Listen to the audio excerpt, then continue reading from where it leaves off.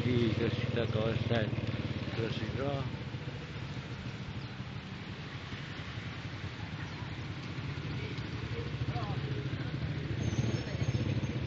Hari ini pelajar hari pertama UPSA. Tak macam mana.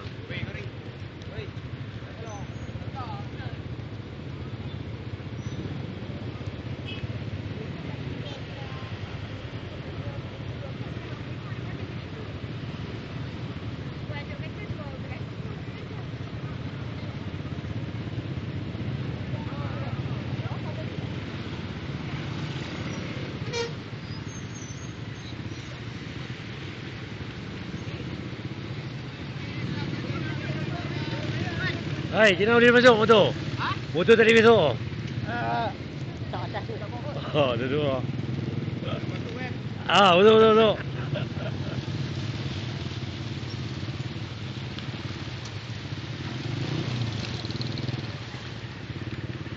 Macam mana kita ni?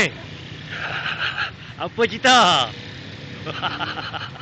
Inilah rakan-rakan sekerja mak di SPI. Benar kami punya pejabat banjir kilat hari ni.